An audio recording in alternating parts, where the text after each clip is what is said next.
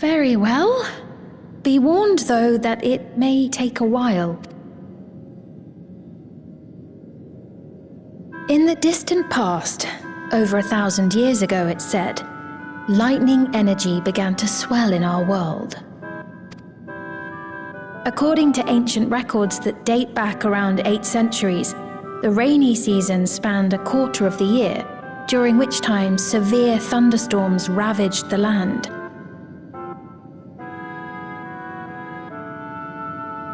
Four centuries later, this season had lengthened to nearly half the year. The trend continued, with our ancestors spending longer and longer languishing beneath storm clouds. Crops failed and livestock starved.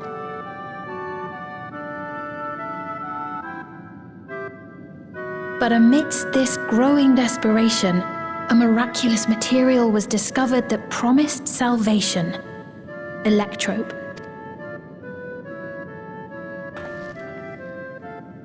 The stuff that's used everywhere here.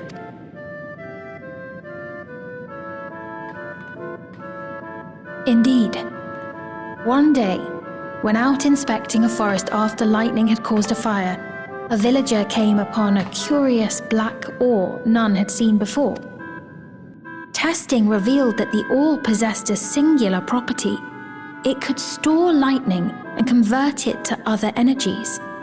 In that instant, the scourge of endless storms became a blessing.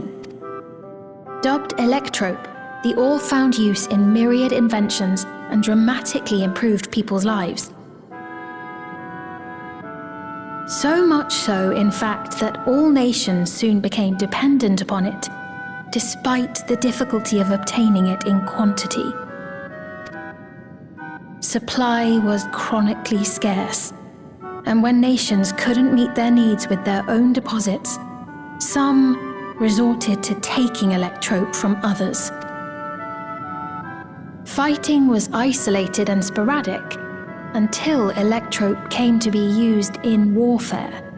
First in the weaponry of invaders, then in the countermeasures of defenders, and then in every aspect of combat where an advantage might be had. This served only to exacerbate the ore shortage, leading to further escalation. Before long, the entire world was engulfed in a terrible war known as the Storm Surge.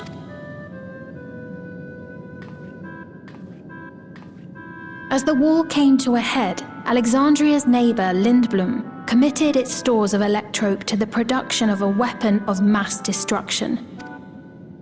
They deployed it on the front lines and triggered a calamity of frightful magnitude.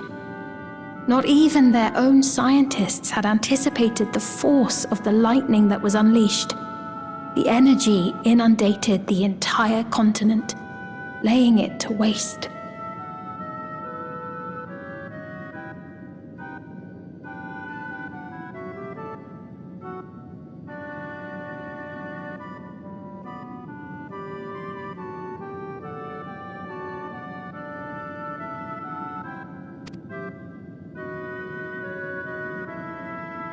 So that's how your world came to be this way.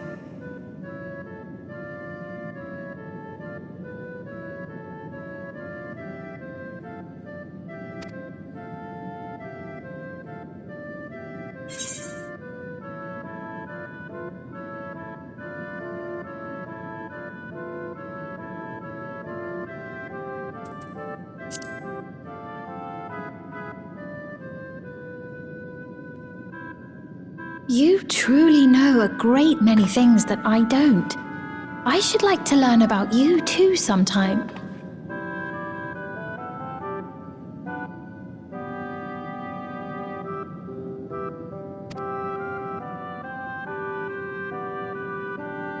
But to continue the tale, the people of Alexandria had already lost much to the war. They lost almost everything else to the Levin. Those who survived bore deep scars, tormented by the memory of loved ones taken too soon. Though they yet lived, the cruel spectre of death was with them always.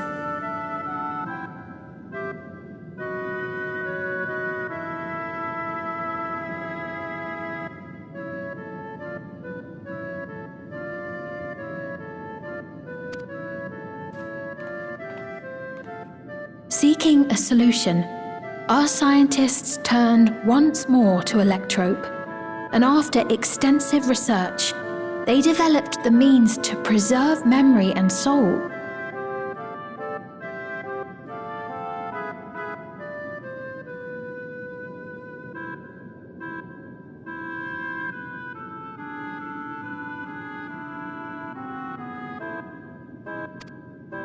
Physical death isn't the end. So long as our memories endure, we may live on. This belief sustained us then, and it sustains us now, granting us comfort.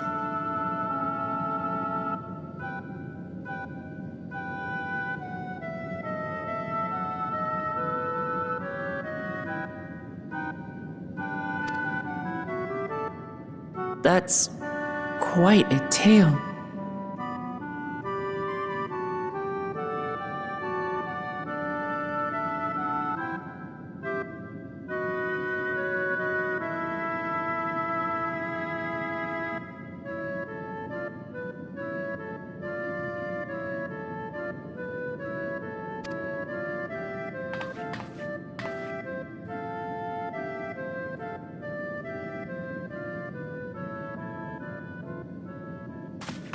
Your Majesty, help me!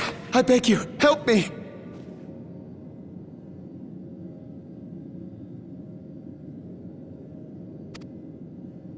What's the matter?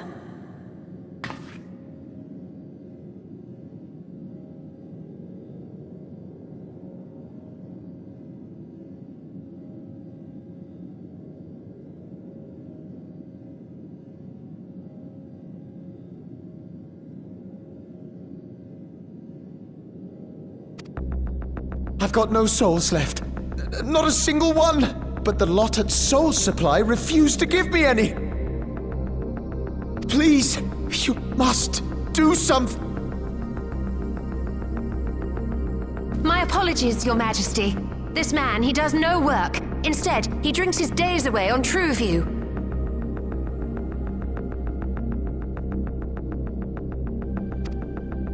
He has only himself to blame if he has no credits for souls.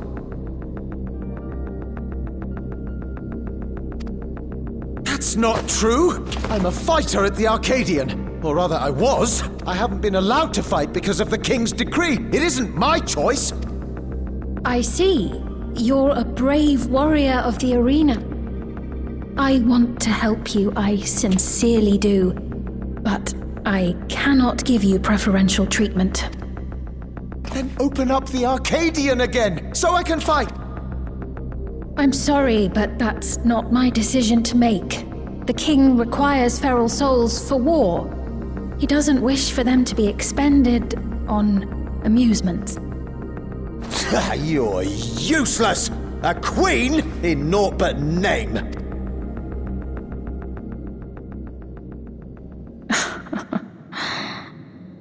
Insolent wretch! How dare you take that tone with Her Majesty? It's quite all right. Such things don't bother me, nor do I think ill of this man.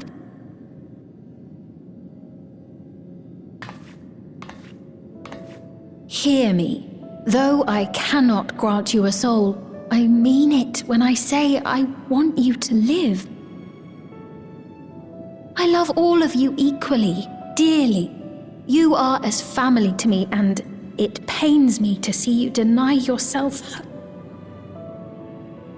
I want you to find a happiness all your own, even if you must grow it from the smallest seed of joy.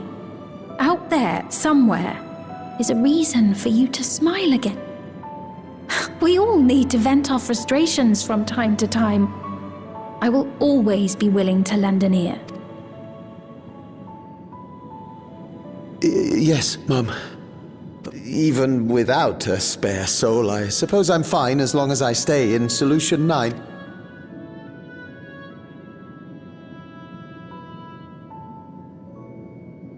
I apologize for my rudeness.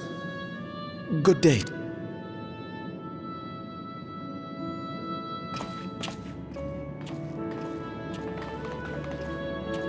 Keep your chin up, my friend. And when you feel better, I'm sure you'll find another way to apply your talents.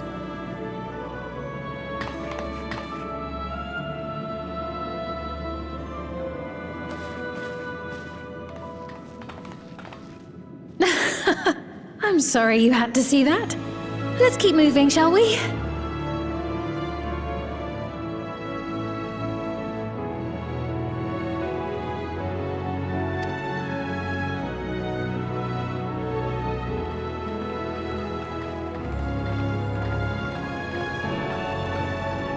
Right, I believe we've visited all the main facilities.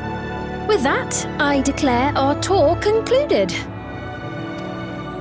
That man from before, does that sort of thing happen often? Somewhat. It's unavoidable. Hardships are a fact of life. Our soul management system has sustained our realm for generations, but it isn't without flaws. For one, people have become accustomed to having spare souls. Without them, they feel vulnerable and anxious. Some claim it may also have contributed to a decline in birth. Just thinking out loud, but would it be possible to do away with the system?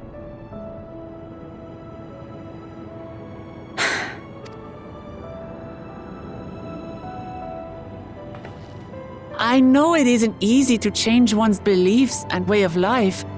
The Mamolja had their reasons for their reliance on blessed siblings, much as you have yours for souls. But if we defeated Zorolja, you'd be able to make all the decisions, right? Then we could work together to fix things, restore your realm to where it belongs, and see where we can go from there.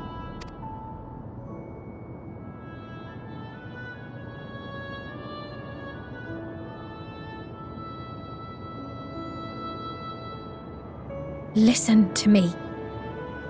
There's something that I need to tell you.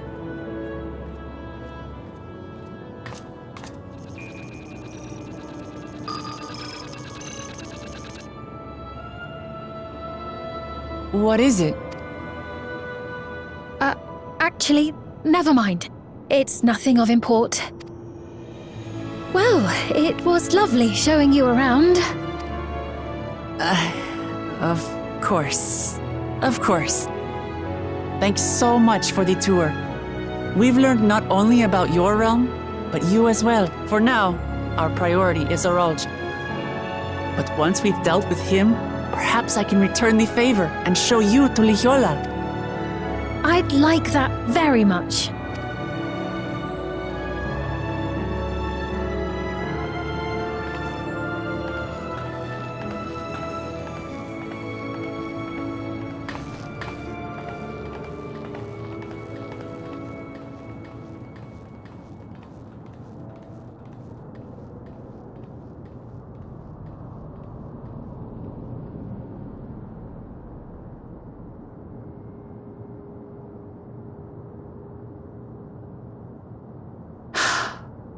It seems I've no choice but to continue down this path.